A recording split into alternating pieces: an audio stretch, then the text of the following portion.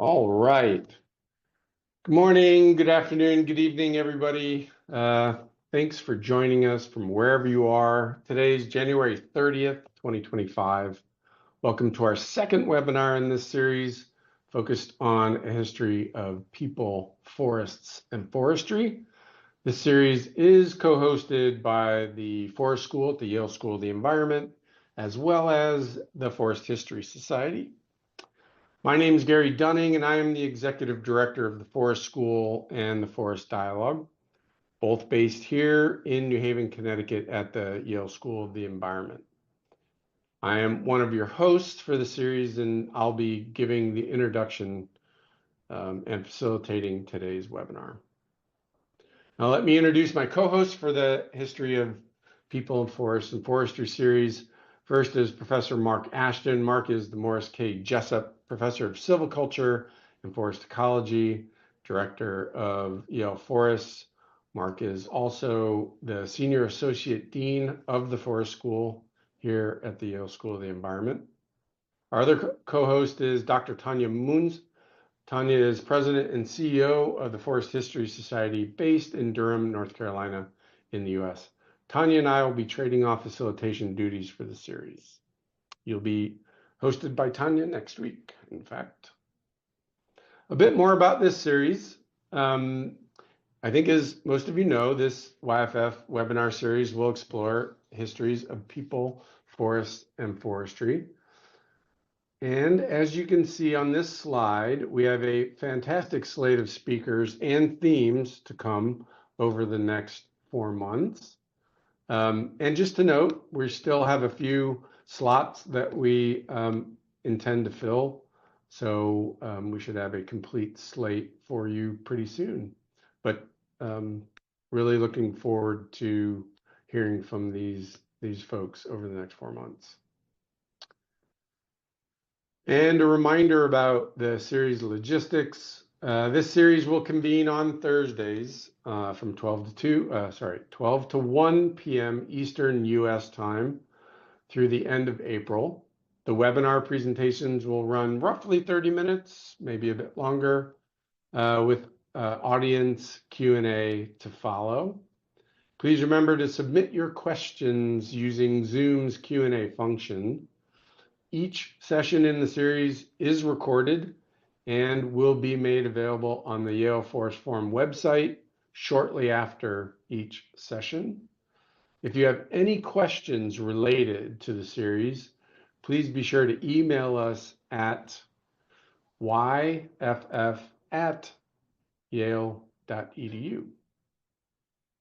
Now, I'm very happy to introduce today's guest speaker. Today's speaker is Marcus Colchester. Marcus is the Senior Policy Advisor at the Forest Peoples Program. He has a doctorate in social anthropology from the University of Oxford and has spent 45 years working with forest peoples all around the tropics and in the taiga. He was founder and director of the International Human Rights Organization, the Forest Peoples Program. Since 1980, he has researched and advocated on the impacts of imposed development and conservation on Indigenous peoples. He's published widely on these subjects, including Salvaging Nature, Indigenous Peoples, Protected Areas, and Biodiversity Conservation, and various volumes on the political ecology of forest peoples in Sarawak, Guyana, Suriname, and Indonesia, as well as in academic and popular journals. In recognition of his work, Marcus has been awarded a Pew Conservation Fellowship, the RAI's Lucy Mair Medal for Applied Anthropology, and an honorary doctorate from Oxford Brookes University. He is a member of IUCN's Commission on Environmental, Economic, and Social Policy, and he is social NGO representative on the Board of Governors for the Roundtable on Sustainable Palm Oil, and the Board of Directors, and he is on the Board of Directors for the Forest Stewardship Council. Also, full disclosure, Marcus is a steering committee member on the Forest Dialogue. organization that I help lead. So Marcus, we're very happy to have you with us today. Marcus's talk is titled Forest Law and People's Rights, Snapshot from the History of Forestry. So Marcus, if you're ready, over to you. Thank you very much for that kind introduction, Gary, and I really am grateful to you and the YFF and the Forest History Society for asking me to give this seminar. We've got a lot to get through, so I'm going to speak fairly quickly as we rattle through all this. I'm from the Forest Peoples Programme, so our emphasis is on the rights of people who live in forests. I started my work in the Amazon back in the 70s and became aware of the challenges that they face while doing my doctoral research in the Amazon of southern Venezuela. So just to remind us, before we go down to the history, that today forests are home to some 600 million indigenous and tribal people, and also home to as many more long-term residents, and on top of that, a lot of migrants who've moved into forests more recent times. And it's calculated by the FAO that forests are essential to the livelihoods of 1.6 billion people around the world, representing about half of the world's so-called very poor people. What I'm going to try and do in this short presentation is remind us of where the idea of forests comes from, and then look at what has been the impact of forestry law on the customary rights of medieval peoples, to see what we started with, and then to remind ourselves of what does international law say today about the customary rights of indigenous peoples around the world. And so how does this collision between forestry laws and indigenous peoples' rights play out today? So we're going to look back to learn about what's happening today and into the future.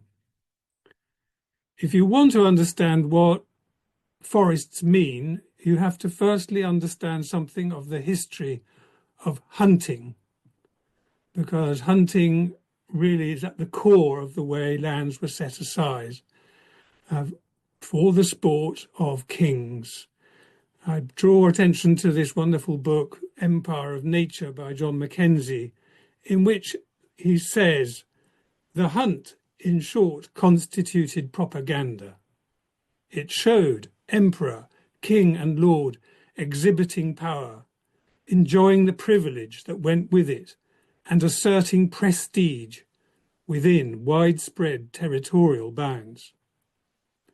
In the high noon of the British Empire, hunting became a ritualized and occasionally spectacular display of white dominance. And you can see in the photograph on the top left there, an Assyrian king, Ashurbanipal, showing how heroic he was in dispatching lions in his kingdom, which is today what is called Iraq. So that's where we start this notion that there were reserves set aside for royal ownership in Assyria back in 700 BC. And that same idea passed to the Persians, to the east, where they set up what they call, or what we derive our word for, paradise from. And that same idea of these hunting reserves passed into India and are recorded in the records of King Ashoka of the Northern Empire in India around 400 BC. And not so long after, these ideas came into Europe after the conquests of Alexander the Great brought them into Greek thinking. The word forests itself derives from the Latin word foris, which means something like that which is outside or that which is beyond, and from which we get our word today, foreign.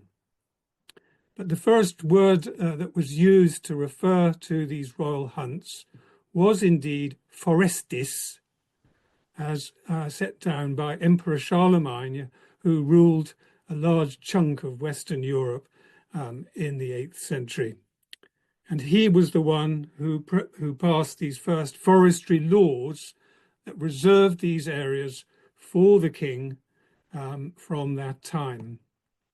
It was a big rupture with previous tradition, because in Roman times, under Roman law, no one owned wild animals. They were open to all. But once the chase was on, once the hunting began, then the game did belong to the hunter.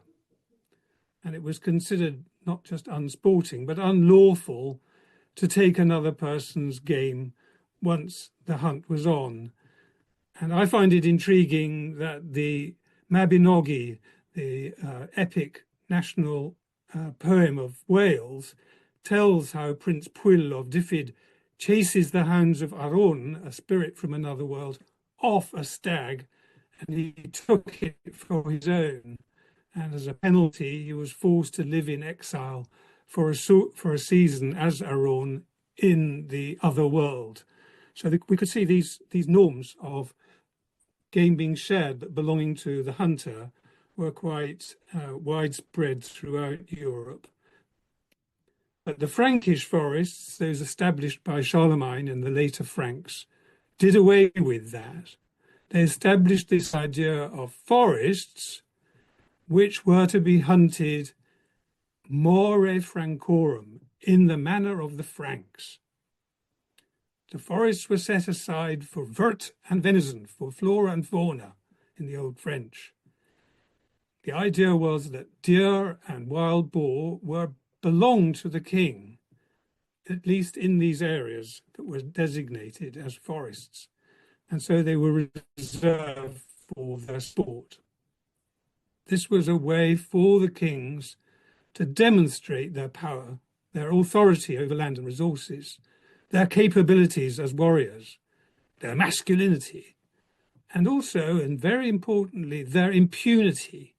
That's to say that they were brave enough, they had enough power to ride out into the forests with a small entourage, not with a full army, and still be safe in their own life. Because unfortunately in those days it was quite often that lords would get killed by resentful peasantry or other competing powers. To preserve these forests, to preserve the game in them, and of course the vegetation, there were harsh penalties imposed on those who abused the laws, including cutting off of hands for those who killed deer, for example.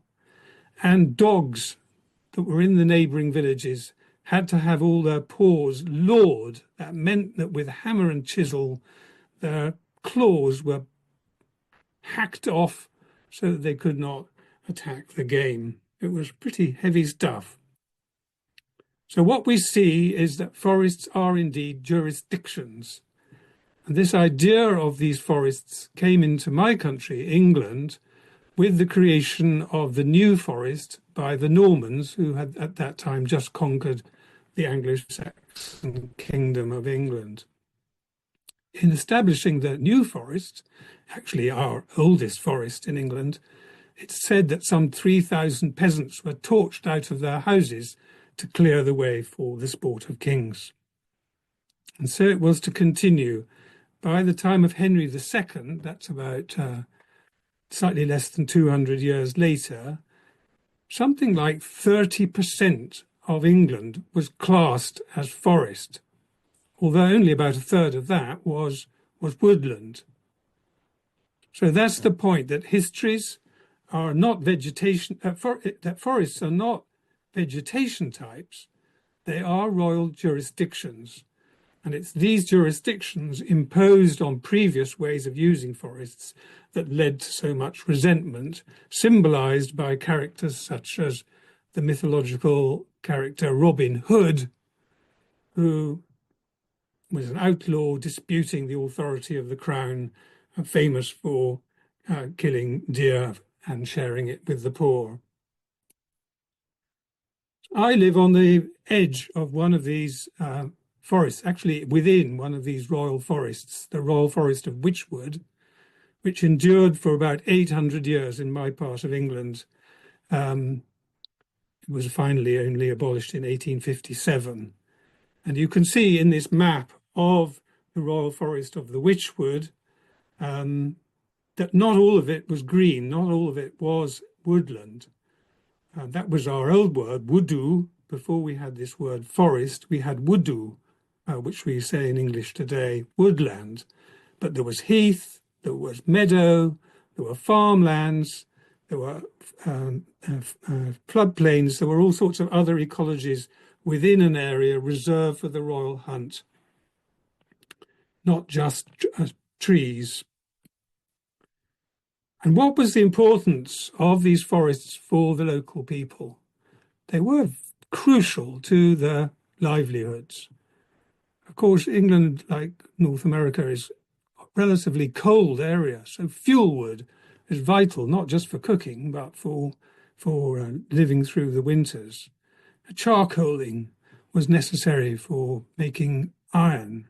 Turves were necessary for roofing and also for fuel. Timber was important for building houses and many other things. Small timber and small growth was important for basketry and for tool making. Very crucially, animals gained their fodder from the forests, particularly pigs rummaging for beech mast and acorns from oaks. Fruits were important to people's diets. Small game, even if they were prevented the large game, was vital for their nutrition and medicines for their health. And they were also, under special circumstances, allowed what are called assarts. That is, they were allowed to clear forested lands, wooded land, to establish farms, but subject to fines if they did so, or sort of rents, really.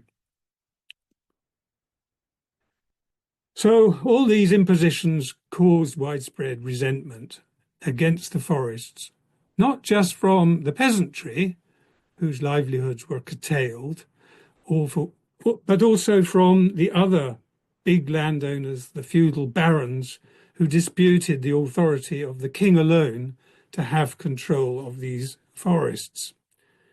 So we saw at the same time as the Magna Carta, when the authority of the king was levelled somewhat and he was made to be subject to the law, the passing of a forest charter. So there was the big charter and the forest charter, which recognised the customary rights of people in forests. And at that time, the king was forced to cede quite a lot of forests back to the barons, not to the people themselves directly, but to the barons, but then notionally their customary rights were somewhat respected more than before. I've emphasised the importance of forests as a source of fuel for people. It's why they're referred to as the poor man's overcoat. And I'd recommend you strongly this book by Jack Westerby, Introduction to World Forestry, which takes you through this history in a summary way. But forests, of course, evolved as lucrative sources of revenue to the Crown and to the landowners, because they were not just for hunting, they were for all these other uses. And, of course, timber became increasingly important. But for the peasantry, they continued to have to pay fines and rents to access these forests. So this was a source of quite a lot of money coming up from the land to the rulers. Of course, the local people could not afford not to access forests because their lives depended on them to a substantial extent. And when they couldn't afford to pay, they had to take things without paying. So illegality was widespread. And then the forest courts, if they had been caught, would fine them brutally for their illegal use. Rushing forward in time to the 18th century, at a time when farmlands were increasingly being enclosed and the gentry was gaining power over land and the rule of the kingdom, the lucrative control of forests was increasingly contested between the crown, that's to say the king, between the parliament, that's to say the landowners, who were the only ones who could be elected, and the peasantry. So we had a sort of three-way competition for the forest resource. And at that time, a practice evolved of so-called blacking, like blackfacing, where people painted their face so that when they were in the forests poaching, they couldn't be easily identified. And so a law was passed in 1723, which prescribed the death penalty for anybody blacking and or poaching in forests. And there's the book that explains that story. This was about the same time as the tradition of scientific forestry began to develop in Europe. Forest reserves were established to reserve forests for strategic state industries and continued to restrict popular use. And it's intriguing to me that the young Karl Marx was radicalized when he did his master's study of the impact of forestry law on the rural poor in Germany. And he argued that customary rights should be respected. But it was this, what I call a colonial model of forestry, that was exported to the tropics during the colonial era.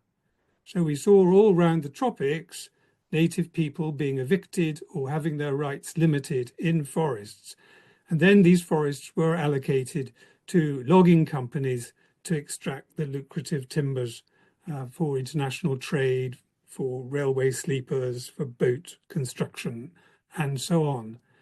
And what we see right from the earliest forestry management systems in Burma, for example, or in Thailand and in India, that this logging concession system became rapidly enmeshed in corruption, in collusion between the executive and the companies. And that has continued since independence, becoming a means of elite enrichment and to pay for party political campaigns for succeeding in democratic elections. Those kinds of political ecological problems, as I call it, political ecology, get so much in the way of sustainable forest management. But from our point of view, the most serious impact is that forest peoples are excluded from the sources of their livelihood.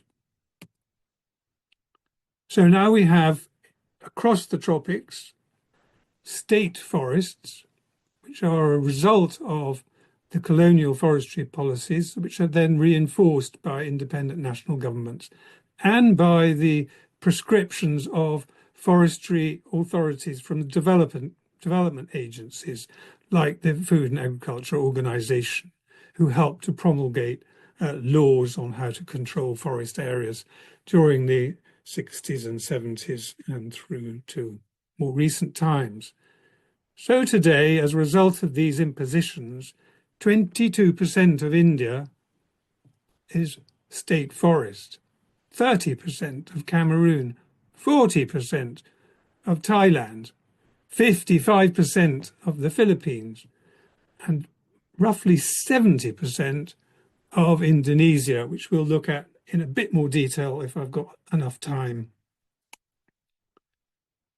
Now, this isn't uncontested even at the international level.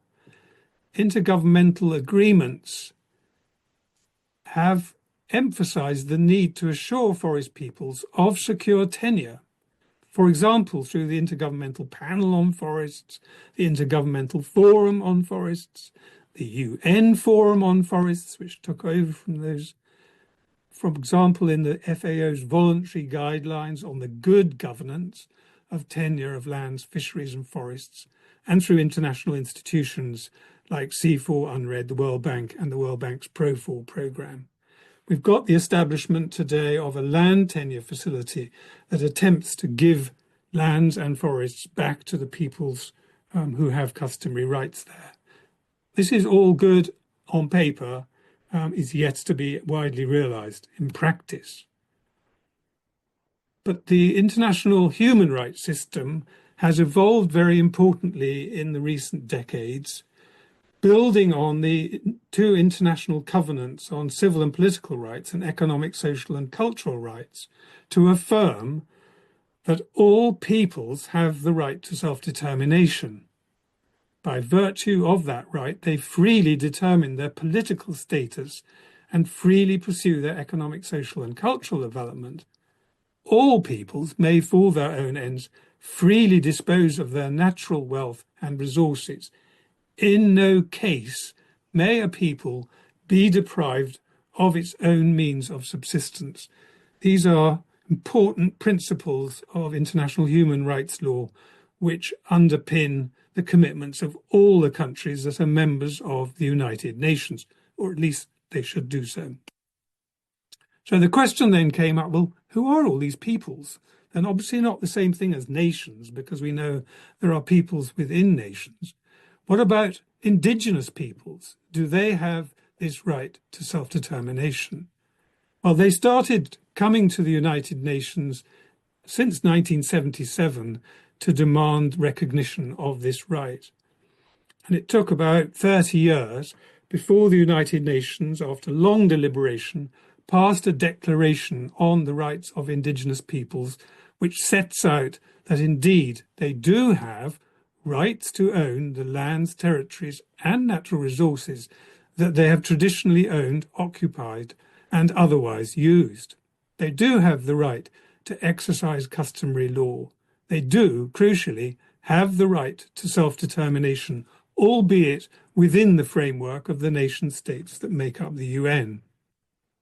So these are very strong rights that are there in the law.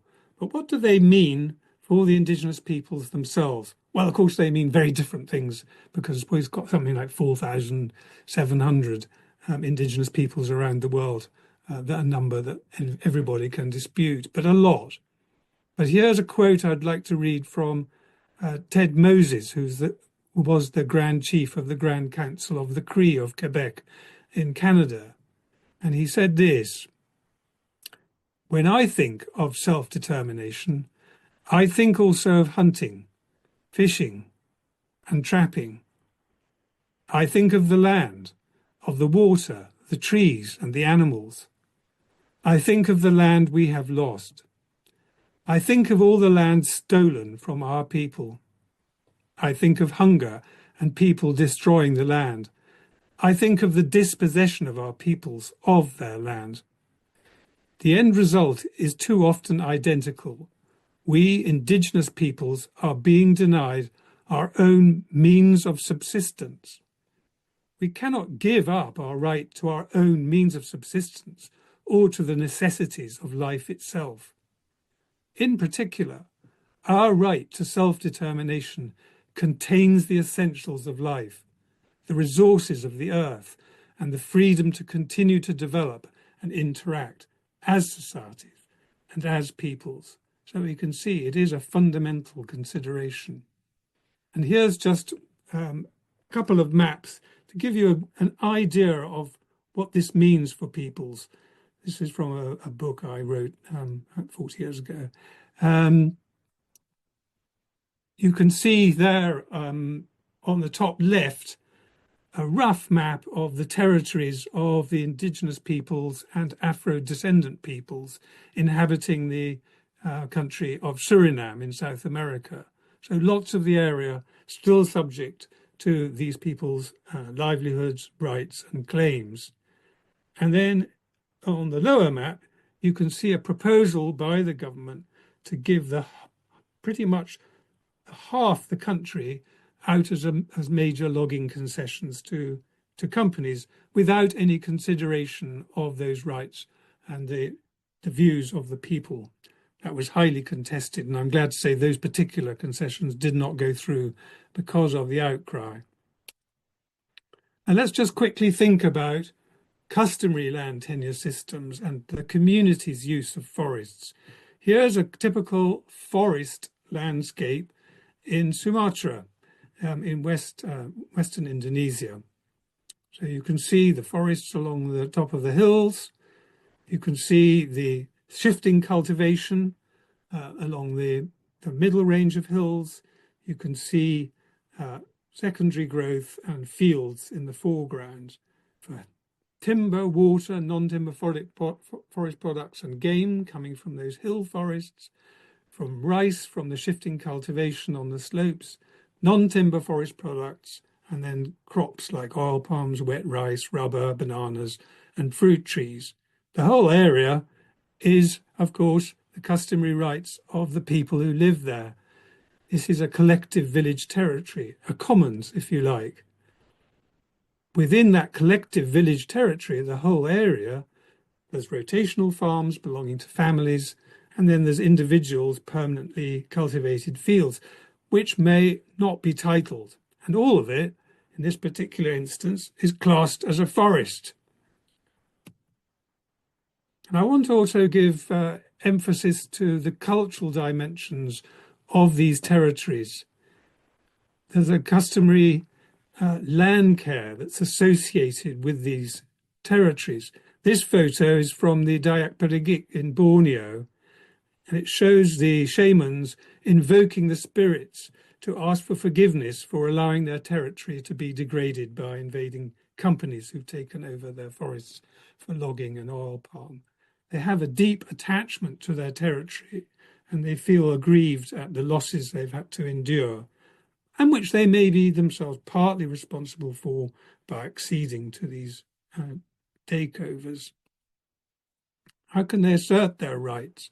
One thing we help communities to do is to map their customary rights areas to show how they overlap with other uses that are imposed, such as forests, or such as, in this case, in the Cameroon, a protected area.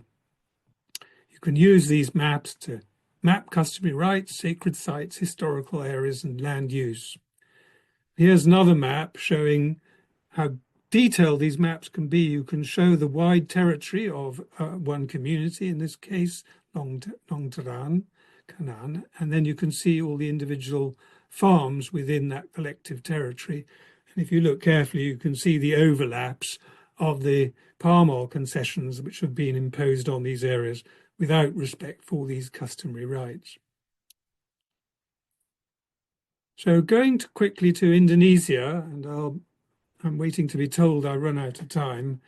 As I've said, 70% of the national territory is defined as forests. That's 120 million hectares, which are assumed to be, by the government, to be state forest areas, defined as areas with no rights attached. But we know, these are from government figures, that something like 33,000 administrative villages overlap these state forest areas.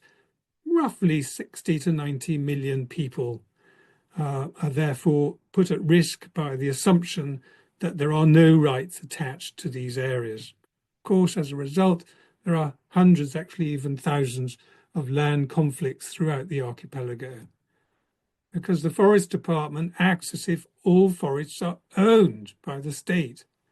Something like 600 concessions have been handed out over time to about 62 million hectares. And when forests get degraded, they can be converted to plantations. About 10 million hectares have been handed out for timber plantations. The forestry law has said that customary rights must give way to forestry projects. And sometimes these forests then get excised, turned into state land, and then granted to agribusinesses. Something like 23 million hectares of agribusiness concessions have been handed out in Indonesia. So this is a quote from a mentor of mine, a Dayak mentor from West Borneo, who said to me in about early 2000, he said, under colonialism, Indonesia was colonized, but the communities had their freedom. Under independence, the country got its freedom, but has colonized the communities. Reformasi must mean giving freedom to the customary law communities if it is not to be a continuation of the oligarchy. This was a quote that really resonated with me and informs my view of what's going on in Indonesia today. This is contested. An important constitutional court ruling of 2012 builds on the constitutional recognition that the rights of customary law communities should be recognized. So that whereas the forestry law has said customary forests are part of state forests where there are no rights. And this was challenged by the National Alliance of the Indigenous Peoples of the Archipelago, the organization AMAN, who said this can't be true. The Constitution recognizes our rights. We cannot be said to have no rights in these state forest areas.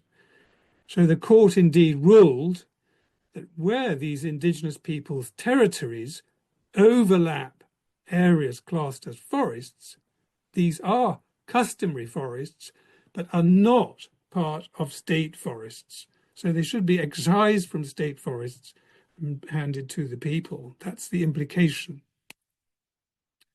So one people we've been working with, just as a final example of how this plays out, is the Toba Batak of the province of North Sumatra. They were an independent highland people who were only conquered finally by the Dutch in 1911. But they have had a 2,000-year-old trade in frankincense from their managed agroforests, which used to go right across the Indian Ocean to be traded into the Mediterranean, including to Rome and Persia. But under these laws, their rights to land and forests were not recognized by the government of the Independent Republic of Indonesia. And instead, like in so many other areas, their customary territories were handed out as forestry concessions. So this had a major impact on their economy, which is based on forest products, but also on handicrafts, on farming and fishing. The company that's taken over 180,000 hectares of their traditional lands as eucalyptus plantations is Toba Pulp Lestari, which is linked to the Raja Garuda Mas group, the Royal Golden Eagle group by translation. So their native forests and farmlands have been cleared to make way for these eucalyptus plantations. Their frankincense forests have been destroyed. Those were agroforests that they've carefully cultivated over millennia. And now they're in conflict with this company, which has been going on for about 40 years. They seek remedy for the restoration of their lands and rights and their livelihoods, trying to use now the Forest Stewardship Council's policy, which offers remedy for past harms caused by forest conversion. So I've rattled through the history of forests from 700 BC to today to give you a flavour of how forestry law as a jurisdictional imposition in favour of the state has impacted forest peoples all around the world. So thank you very much, and I look forward to some question and answer and a future dialogue later in the year. Thank you, Gary, and thank you, Tanya. All right, Marcus, thank you so much. That famous picture of Robin Hood there, yes, I think captured way back when, or more modern.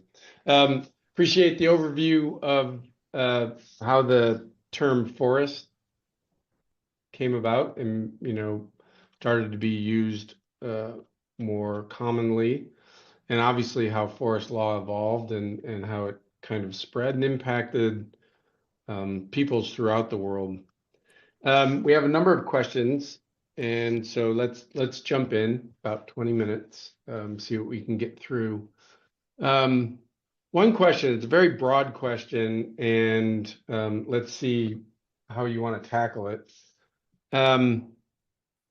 Obviously, you talked a lot about how the takeover by the state more recently, or the King's Forest, and how that impacted local use and particularly traditional use. can you maybe say a little bit more about, in your studies and in your understanding, how quickly, obviously, if a state essentially just said, this is now our forest and excluded everybody, the impact was immediate. For those indigenous peoples and local forested communities that it took longer for the state to either assert control, or maybe they never really completely asserted control. Can you talk a little bit about how what we would call traditional practice, and is going back as far as you know or are aware, how was traditional practice impacted by these external influences? Yeah, okay, I'll have a go at that.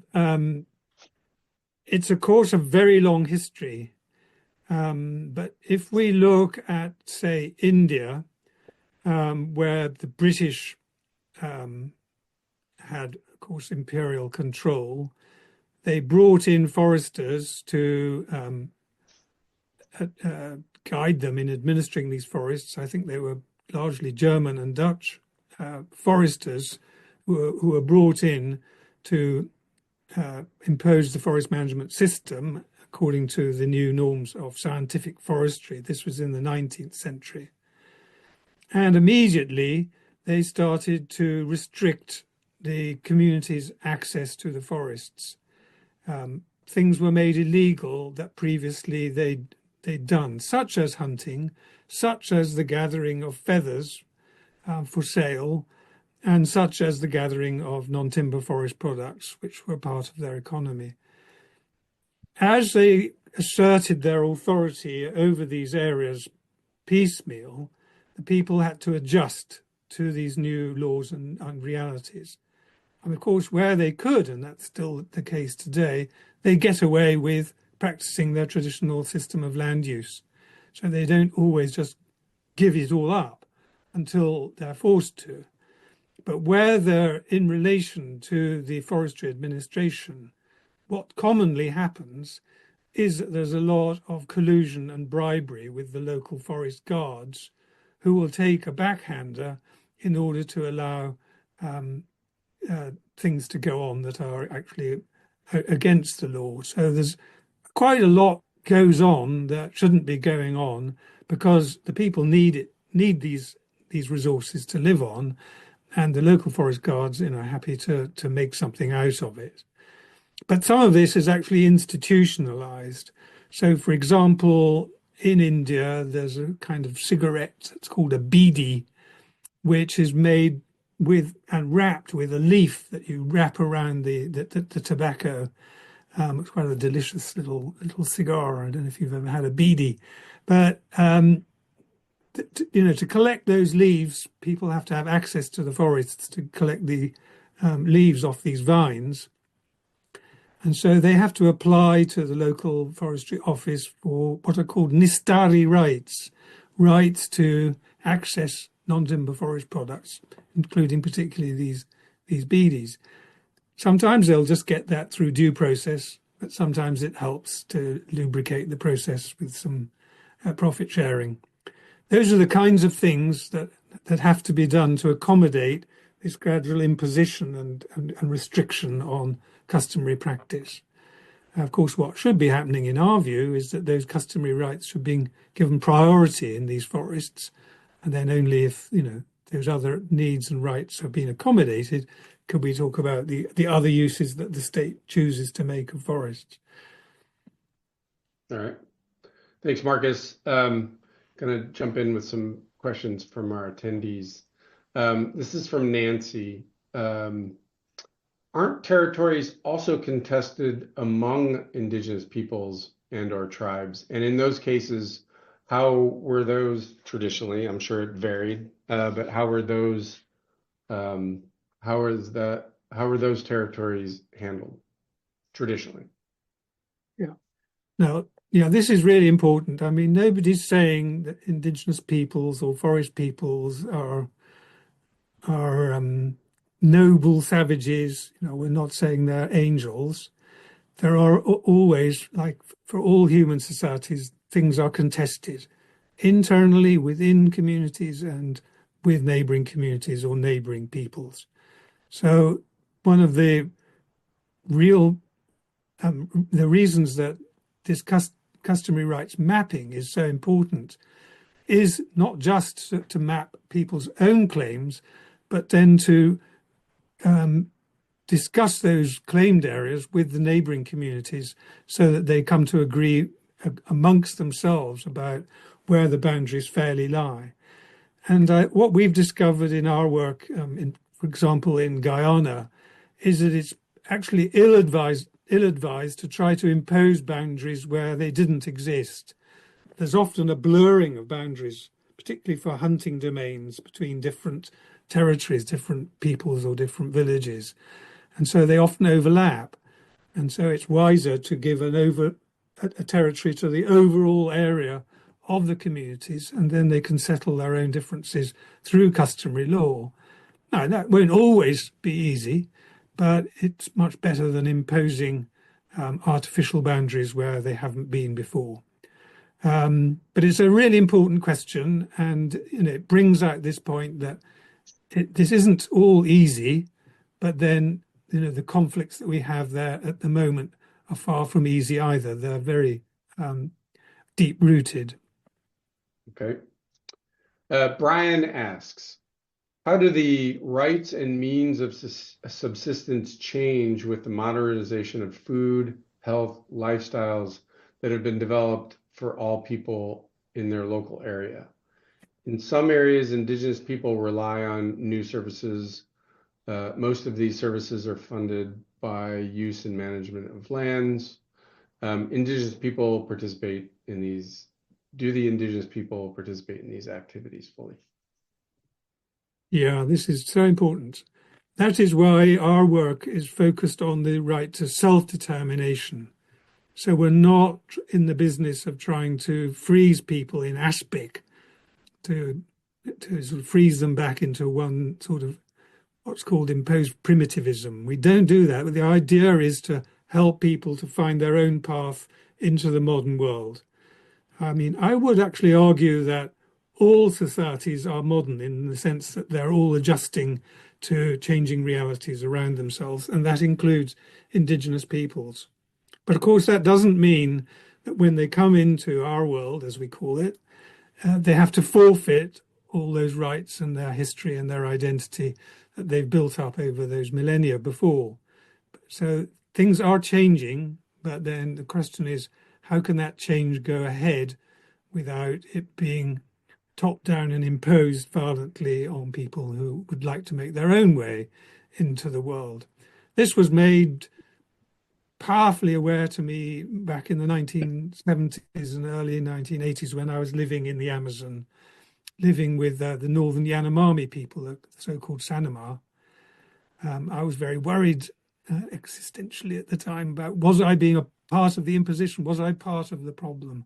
But I quickly realized that these peoples were coming out from the highlands, the Guyanese highlands, coming downstream to look for new goods, new trades, new medicines, new ways of living, for schooling and so on. They wanted to embrace change. They were not resisting change.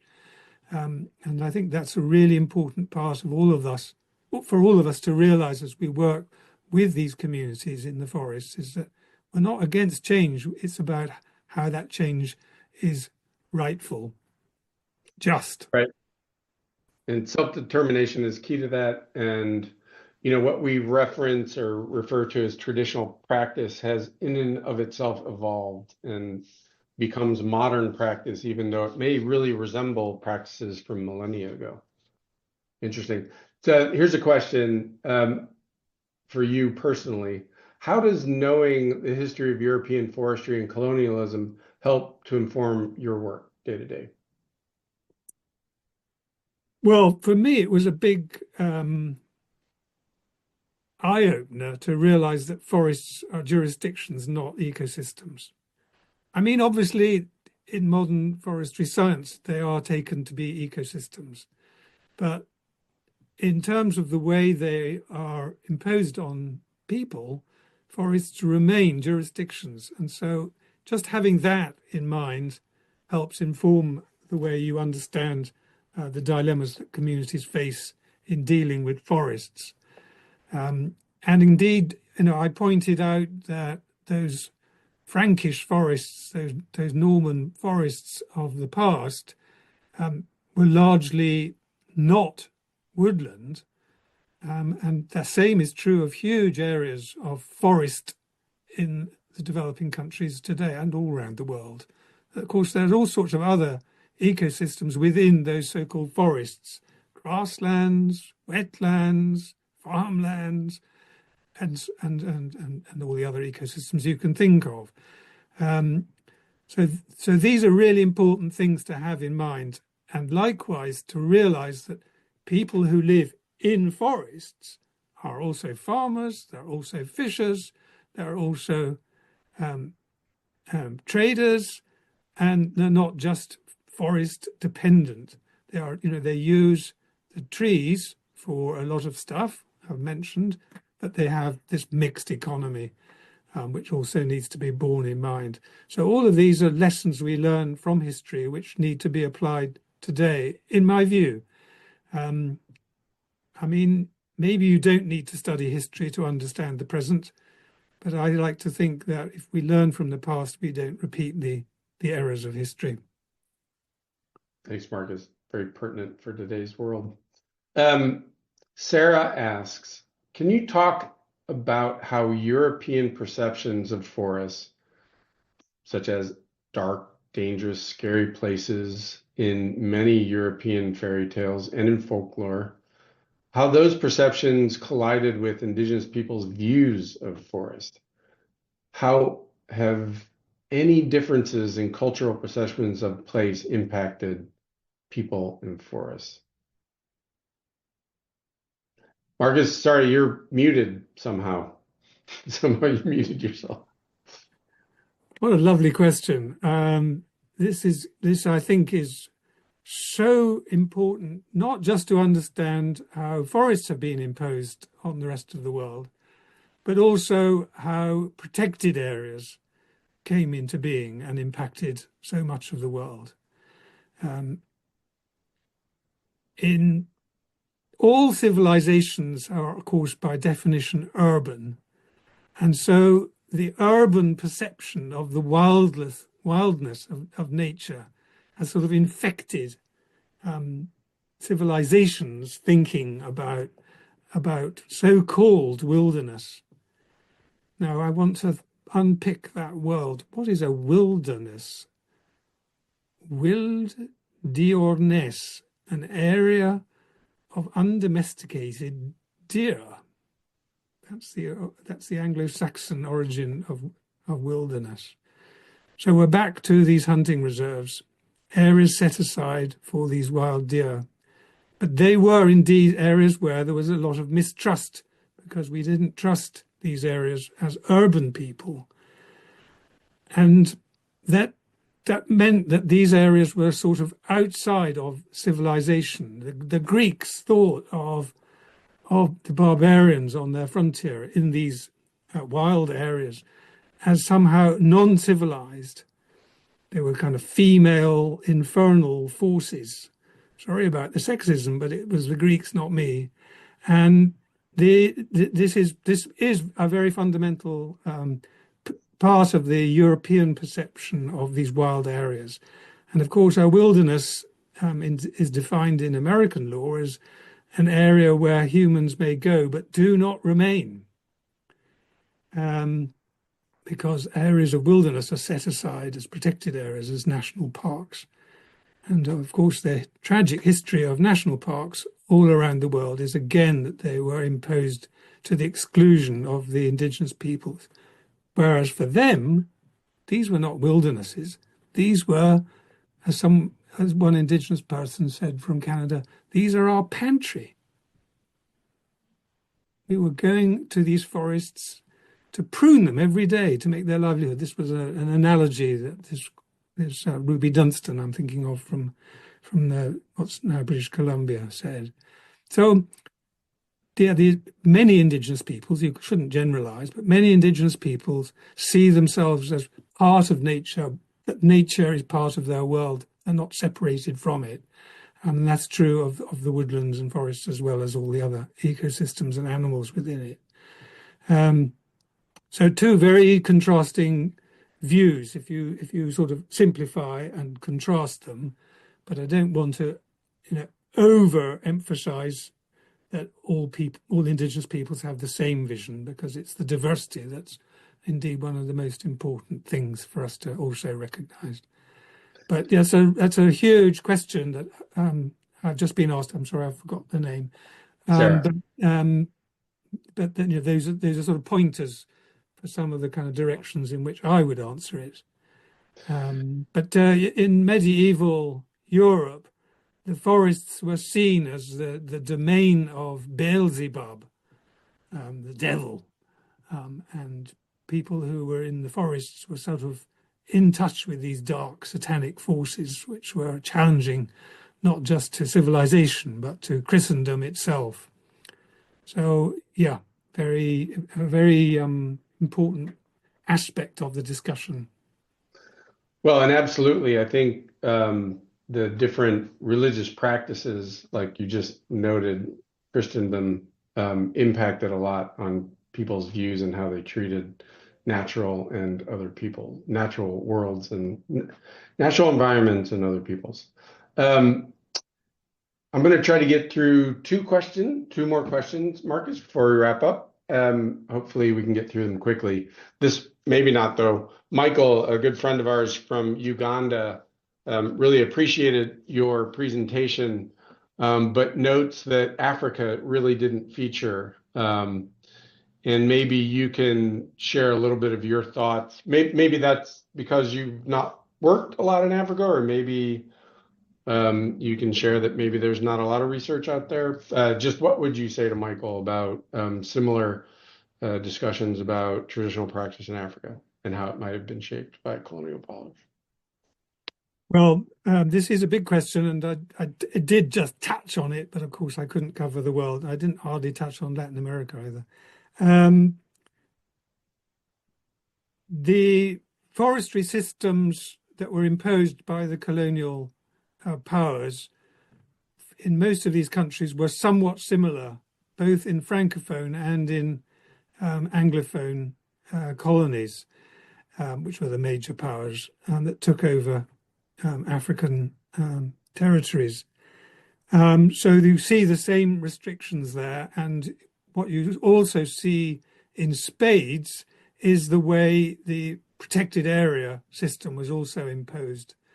And one of the books that I had in my slides, Empire of Nature, indeed focuses mainly on Africa and on the way hunting laws were imposed, leading from firstly the annihilation of game by colonial hunters to then a tradition of preservation, but keeping the game for the whites and not for the local people. And then finally with the imposition of national parks, again to the exclusion of local users. So there's a major challenge for Africa today is how people can recover their rights in these areas which were arrogated by the state and by the post-colonial independent countries of Africa, using the same legal models to control lands and what we now call forests. So, Michael, I'm sorry I couldn't give enough emphasis to Africa, but the same pattern of exclusion has come about. Now, if I can give myself half a minute more, one of the puzzles that needs further discussion is that in Africa is who are the peoples who enjoy that right to self-determination in Africa. It's a beautiful thing in Africa that you have the African Convention on Human and People's Rights, which gives as much emphasis to the self-determination and collective rights of peoples as it gives to the individual rights of persons. And this has been widely recognized in the African court as a source of rights.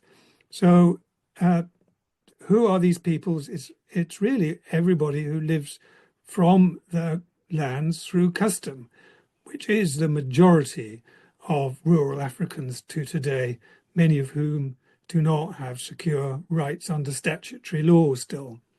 So thank you for that question. It's a really important one. Thanks, Marcus. This last one, I'm just going to state the question, not asking you for an answer because we don't have time. But also, I will say that this is a question that we will probably address in the third part of our series. The question is there a contemporary example of positive relationship between Indigenous communities and the government in terms of forest use and rights? And if so, how did this relationship come to be and what did we learn? So no answer. People should stay tuned because there are wonderful examples and we will share them in later series. So with that, Marcus, thank you so much. I really appreciate you spending the time with us and sharing your vast knowledge and long experience. And thanks for everybody for joining us. Let me just say a few things, but Marcus, thanks. Just a few more things from me before we let you all go. So as a reminder, the recordings of today's presentation will be available within several days on the Yale Forest Forum website. This slight delay allows us time to accurately caption each session, making them more accessible to a broader user group. Slides will also be made available, and when possible, referenced documents and readings will be linked on the Yale Forest Forum website. So please check back on the Yale Forest Forum website.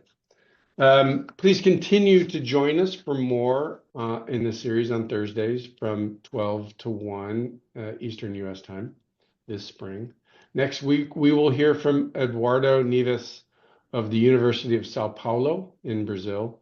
Eduardo will talk with us about the terra firma and Várzea forests in the Amazon.